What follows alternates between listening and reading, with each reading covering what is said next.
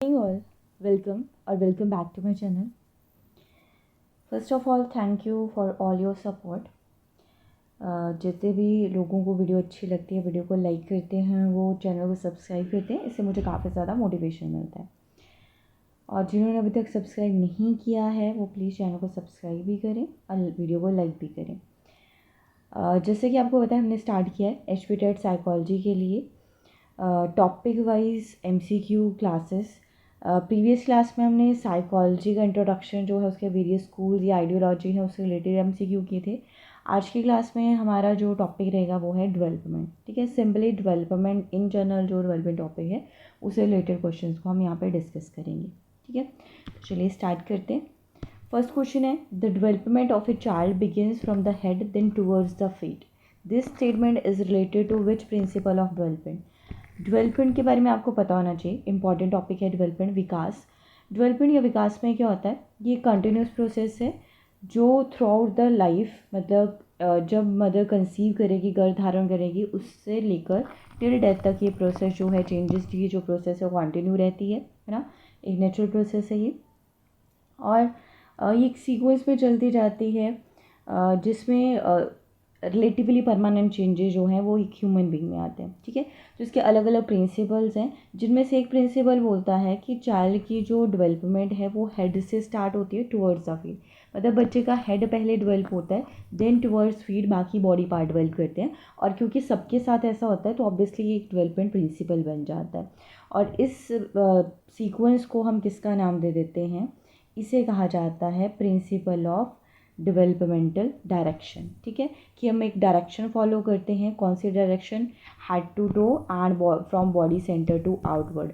Head to toe जो direction है उसे नाम दिया जाता है सेफेलोकॉर्डल, और जो from body centre to outward है उसे किसका नाम दे दिया जाता है, प्रॉक्सिमल डिस्टल। ठीक है, तो यहाँ पे ये किस प्रिंसिपल के अंदर आ जाएगा, प्रिंसिपल ऑफ डेवलपमेंटल डायरेक्शन। सभी के साथ सबका जो सीक्वेंस है वो कैसा रहता है हमारा, सेफेलोकॉर्डल और प्रॉक्सिमल डिस्टल ही रहता है। ठीक है, नेक्स्ट क्वेश्चन है, विच theory of child development is based on feelings. कौन सा जो सिद्धांत है फीलिंग पर आधारित है, संवेगों पर आधारित है। तो यहाँ पे जो राइट आंसर जिस तरीके से ऑप्शन दी हैं, क्योंकि बिहेवियरिज्म किसके बारे में बात करता है, बिहेवियर व्यवहार के बारे में बात करता है। गेस्टॉल्ट में हम किसके बारे में बात करते हैं, लर्निंग के बारे में मेनली बात करते हैं, जो इनसाइट्स हमारे अंदर सूझबूझ से आती है। जीन ब्याजे ने कॉग्निटिव डेवलपमेंट, संज्ञानात्मक विकास के बारे में बात की है। ये जो साइको एनालिसिस थ्योरी है, मनोविश्लेषणवाद का सिद्धांत जो सिगमंड फ्राइड का है, वो पर्सनैलिटी के बारे में, कि हमारे अंदर कॉन्शियस या अनकॉन्शियस माइंड में अलग अलग डिज़ायर्स हैं, इमोशंस हैं, जिसकी वजह से हम कोई पर्टिकुलर तरीके से बिहेव करते हैं, मतलब एक तरह की हम पर्सनैलिटी बनते हैं। तो यहाँ पे जो राइट आंसर है वो क्या आ जाएगा, साइको एनालिसिस, मनोविश्लेषणवाद, जिसके फाउंडर कौन है, सिगमंड फ्राइड आ जाते हैं। नेक्स्ट है, adolescence is the period of stress and strain. किशोरावस्था को तनाव और खिंचाव की अवधि कहा जाता है। ये किसने कहा है, स्टैनली हॉल ने कहा है, क्योंकि एक तरह का ट्रांजिशन पीरियड है, बच्चा बहुत सारी चीज़ों को लेकर कन्फ्यूज़न में है, स्ट्रेस में है ना, इसलिए इसे period of stress and storm कह देते हैं। नेक्स्ट है, 4 distinct stages of children's development are identified by. 4 अलग अलग जो स्टेजेस हैं डेवलपमेंट की, वो किसने आइडेंटिफाई की हैं, तो पियाजे ने 4 स्टेजेस के बारे में बात की, सिगमंड फ्राइड ने 5 स्टेजेस के बारे में बात की है ना। तो इसका राइट आंसर क्या आ जाएगा, पियाजे की कॉग्निटिव डेवलपमेंट थ्योरी का एक तरह से ये क्वेश्चन। नेक्स्ट है, which of the following statements is true about human development. मानव का जो व्यवहार है उसके बारे में 4 स्टेटमेंट दे रखी है, इसमें जो ट्रू है वो आपको बताना है। ह्यूमन डेवलपमेंट नेचुरल प्रोसेस है, विदाउट ग्रोथ होती है नहीं। जब हम डेवलप कर रहे हैं ऑब्वियसली हम क्या कर रहे हैं, ग्रो कर रहे होते हैं। Development completed by maturity, maturity तो आता है बट मैच्योरिटी और डेवलपमेंट खुद में एक इंडिपेंडेंट टर्म्स भी आ जाते हैं। ठीक है, तो ऐसा ज़रूरी नहीं कि बाय मैच्योरिटी से ही ये कंप्लीट हो। एक क्वांटिटेटिव प्रोसेस है, सिर्फ क्वांटिटेटिव नहीं क्वालिटेटिव होता है भी होता है, मतलब बोथ आता है इसका। तो यहाँ पे जो ऑप्शन है उसके अकॉर्डिंग राइट आंसर हमारा 1 आ जाएगा, कि नेचुरल प्रोसेस है, प्रकृति प्रक्रिया है, क्योंकि सभी के साथ होता है ना, ऐसा नहीं इन्वायरमेंट से कुछ असर है, हेरिडिटिकल भी हैं चीज़ें, दोनों का ही रिजल्ट होता है, तो हम बोल सकते हैं नेचुरल प्रक्रिया है, ये नेचुरल प्रोसेस है।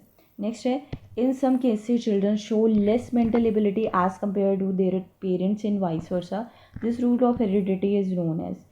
ये जो रूल है इसे क्या कहा जाता है, लॉ ऑफ रिग्रेशन, प्रतिगमन का नियम कहा जाता है, जहाँ पे अगर पेरेंट्स किसी पर्टिकुलर टाइप की एबिलिटी शो करते हैं, बच्चा उससे टोटली अपोजिट टाइप की जो चीज़ें हैं, गुण हैं, उनको शो करता है, ट्रेड्स को शो करता है, इसे कहा जाता है लॉ ऑफ रिग्रेशन। और जब सेम आते हैं तो रिजेम्बलेंस, जब टोटली डिफर कर जाते हैं, मतलब डिफर इन द सेंस का मतलब है कि छुपी हुई होती हैं, हमें क्लियरली वो विजिबल नहीं होती हैं, ठीक है, कि हम बता नहीं सकते कि ये इसी का बच्चा एग्जैक्टली है ना, क्योंकि वेरी करती हैं काफ़ी चीज़ें। और जबकि लॉ ऑफ रिग्रेशन में टोटली अपोजिट ही हो जाता है, भिन्न अपोजिट ही हो जाती हैं चीज़ें, जैसे कि यहाँ पे हमें क्वेश्चन में दिया गया है, ठीक है।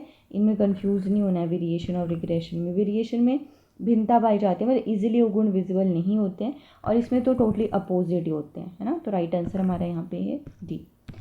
नेक्स्ट क्वेश्चन है, reasoning, thinking and problem solving are explain in which aspect of development. तो ये सारी मेंटल एबिलिटीज़ हैं, है ना, तो ऑब्वियसली किस में आ जाएगा, कॉग्निटिव डेवलपमेंट, संज्ञानात्मक विकास में आ जाएगा। नेक्स्ट है, in the course of development children achieve gross motor skills before fine motor skills, this indicate that development is. अब जब बच्चा gross motor skills, gross motor skills का मतलब हुआ कि यहाँ पे बच्चा क्या करता है, कुछ ऐसी चीज़ें जैसे कि अपनी बॉडी एज ए होल, पूरी बॉडी को एक साथ जब मूव करने की बात आती है, जैसे आप वॉकिंग करते हो, है ना, या रनिंग करते हो, तो इसमें आप पूरी बॉडी को एक साथ मूव करते हो, इस तरह की स्किल्स को, इस तरह के कौशल को कहा जाता है ग्रॉस मोटर स्किल्स, ठीक है, स्थूल पेशीय कौशल। और जो ये किसके पहले आ जाते हैं, बिफोर फाइन मोटर स्किल, सूक्ष्म पेशीय कौशल से पहले ही आ जाते हैं, ठीक है। तो ये किस तरह का जो सीक्वेंस है उसे इंडिकेट करता है, ठीक है। एक बार हिंदी में देख लेना, इंग्लिश में ठीक है क्वेश्चन, हिंदी में देख लेना इसको। सूक्ष्म फाइन को कहते हैं आई थिंक, है ना, तो इसके देखना, सूक्ष्म मतलब छोटा, ग्रॉस मोटर स्किल्स मतलब छोटी, सॉरी सूक्ष्म मतलब छोटा, हाँ, और ग्रॉस मोटर स्किल्स मतलब बड़ी। तो पूरी बॉडी को एक साथ मूव करने के बारे में जो बात आती है, तो हिंदी वाले क्वेश्चन पे मुझे थोड़ा डाउट है, पर देख लेना इंग्लिश में, ठीक है, इंग्लिश में देख लो इसको, ठीक है, कि ग्रॉस मोटर स्किल्स पहले आते हैं फाइन मोटर स्किल्स से। तो ये क्या आ जाएगा इसका राइट आंसर, प्रॉक्सिमोडिस्टल, ठीक है। प्रॉक्सिमोडिस्टल में क्या होता है, मतलब सेंटर से आउटवर्ड डायरेक्शन में डेवलपमेंट होता है यहाँ पे। तो जैसे हम अपनी मसल्स को, मान लो अपनी आर्म को, पूरे आर्म को आप पहले मूव कर पाओगे, फिर हैंड को, देन बिल्कुल जो बारीक चीज़ें हैं, जैसे फिंगर से आप, जैसे लिखना है तो बिल्कुल 3 फिंगर्स का, 2 फिंगर्स का यूज़ करके आप लिखते हो, है ना, सिलाई करनी है, सुई में धागा पिरोना है, ये फाइन मोटर स्किल्स हैं, बारीक कौशल हैं, जो बाद में आते हैं ग्रॉस मोटर स्किल्स के, ठीक है। तो ये किस तरह का सीक्वेंस है, प्रॉक्सिमोडिस्टल सीक्वेंस है। नेक्स्ट है, असर्शन दे रखा है, एक अभिकथन दे रखा है, children is experience differently bye children across, childhood is experience differently bye children across culture. ये जो बचपन है अलग अलग संस्कृतियों में अलग अलग तरह से अनुभव किया जाता है। ये बात ऑब्वियसली किसमें कही गई है, ये जो सोशियो कल्चरल थ्योरी है वाइगॉस्की की, उसमें कही गई है ये बात, है ना। तो अब असर्शन तो क्या है, ट्रू है, ये दोनों चीज़, ये बात जो है असर्शन, अभिकथन सही है। नेक्स्ट है, चिल्ड्रंस डेवलपमेंट इज़ यूनिवर्सल, ये भी बिल्कुल सही है, ये प्याजे के अकॉर्डिंग सही है, बट दोनों अलग अलग लोगों ने बात की है। तो आप ये बोल सकते हो कि ए और आर दोनों सही तो हैं, बट आर करेक्ट एक्सप्लेनेशन नहीं है ए की, तो राइट आंसर यहाँ पे आ जाएगा 4। नेक्स्ट है, proximodistal principle states that in infancy, ये जो समीपस्थ सिद्धांत है कहता है शैशवावस्था में क्या होता है। तो पीछे कितनी बार में ये मैं बात कर चुकी कि इसमें बॉडी सेंटर से आउटवर्ड डायरेक्शन में ये प्रिंसिपल है, मतलब हमारे मेन बॉडी पार्ट पहले डेवलप हो जाते हैं और स्पेसिफिक बॉडी पार्ट्स बाद में डेवलप होना शुरू करते हैं। तो यहाँ पे इसका जो ऑप्शन है उसके अकॉर्डिंग राइट आंसर आएगा, the limbs continue to grow faster than the hands and feet, ना, अंग हाथों और पैरों की तुलना में तेज़ी से बढ़ते हैं क्योंकि वो सेंटर में आते हैं ना, सेंटर से आउटवर्ड डायरेक्शन में क्या है हमारा डेवलपमेंट होता है, और यही किस प्रिंसिपल में कहा गया है, प्रॉक्सिमोडिस्टल के सिद्धांत में कहा है। बाकी हेड टू टू वाला सेफेलोपॉडल में आ जाता है, शिरोभिमुख आ जाता है, ठीक है। लैंग्वेज जो है ये तो एक टोटल अलग प्रिंसिपल के बारे में बात कर रहे हैं, ठीक है। तो यहाँ पे जो और physical development occur rapidly with the development of fine motor skills, ये भी अलग तरह से, मतलब एग्जैक्टली ऐसी बात नहीं कही गई है जो प्रॉक्सिमोडिस्टल में होता है। तो इसका राइट आंसर हमारा बी होगा, याद रखना इस तरह का क्वेश्चन आपने। नेक्स्ट है, physical growth and development follow the dash and dash principles of development. ये जो फिज़िकल ग्रोथ है और डेवलपमेंट है ये किस तरह के differentiation, simple to complex, integration, proximal distal तो होता है बट टॉप टू डाउन नहीं, इनर टू आउटवर्ड उल्टी दे रखी है यहाँ पे चीज़ें।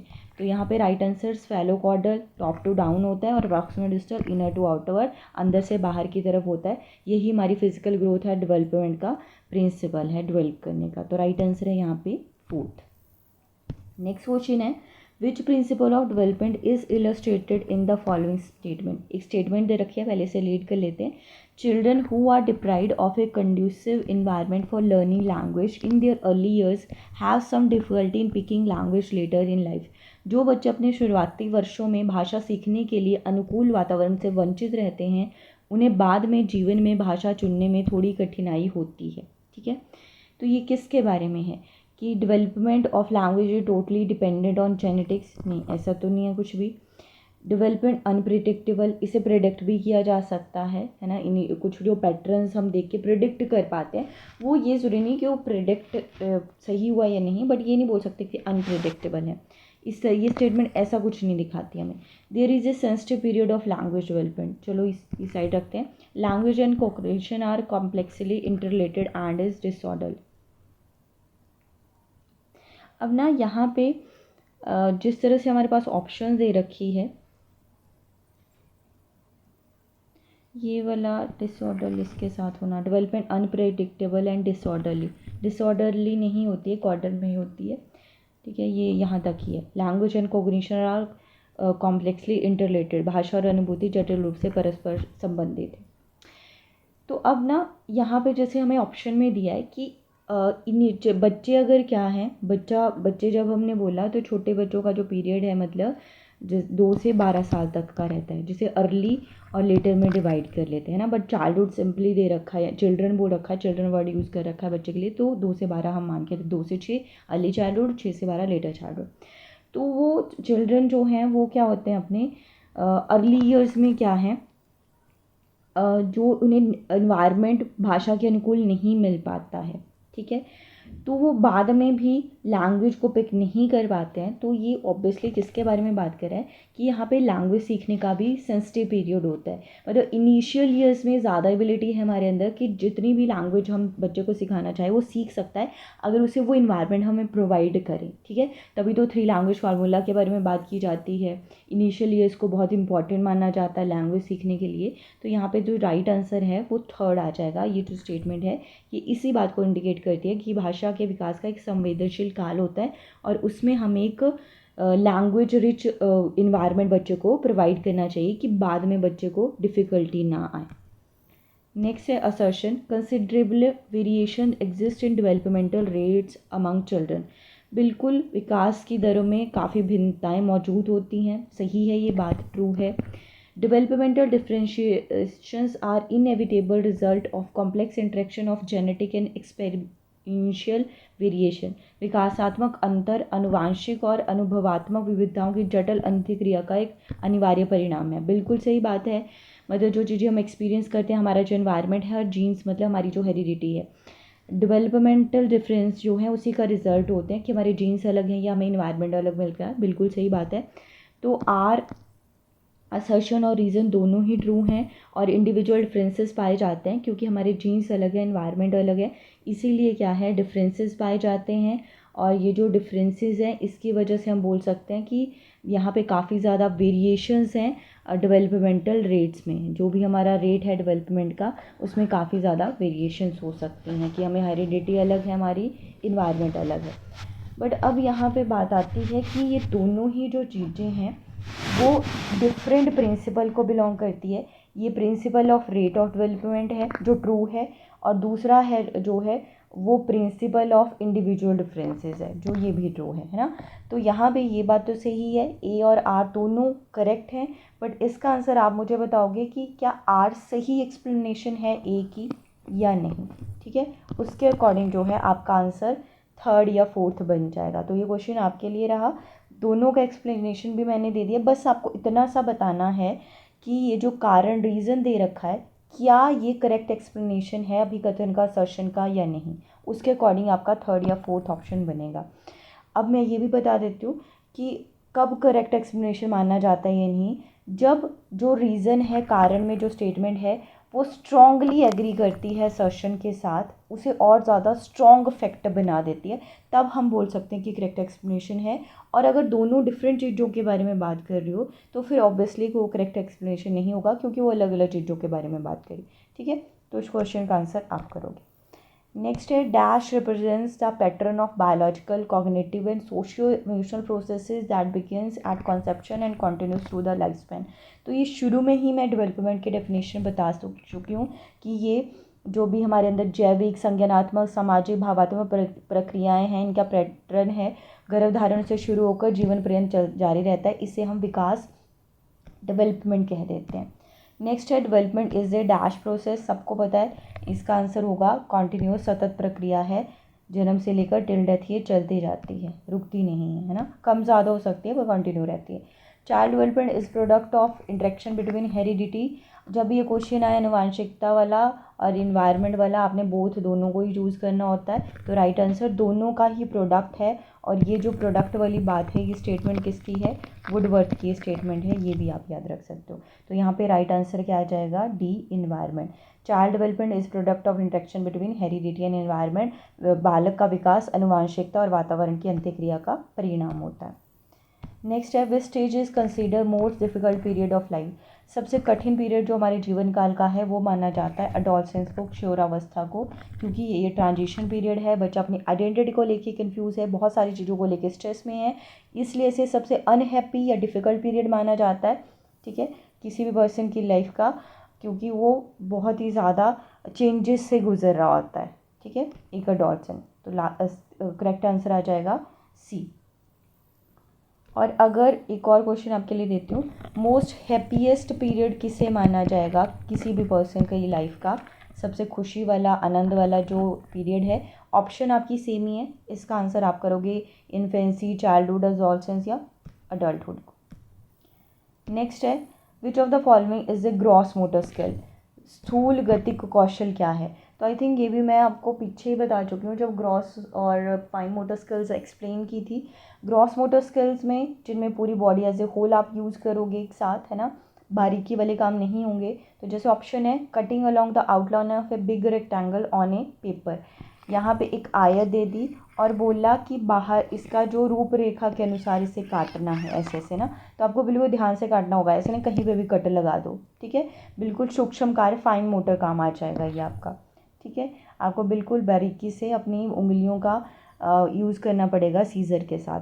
और इसमें भी ऐसे, ये सर्कल को काटना है तो उसमें भी सेम बात आ गई, निटिंग सिलाई करनी है तो उसमें भी बारीकी वाला काम है, उंगलियाँ ही आपकी यूज़ हो रही हैं, आपकी फाइन मोटर स्किल्स हैं। बट जो स्विमिंग है, तैरना है, उसमें पूरी body as a whole use होती है, तो मतलब ये ग्रॉस मोटर स्किल आपकी स्थूल गति कौशल है। तो राइट आंसर यहाँ पे क्या आ जाएगा, 4th आ जाएगा। ठीक है, तो आज के लिए लास्ट क्वेश्चन था।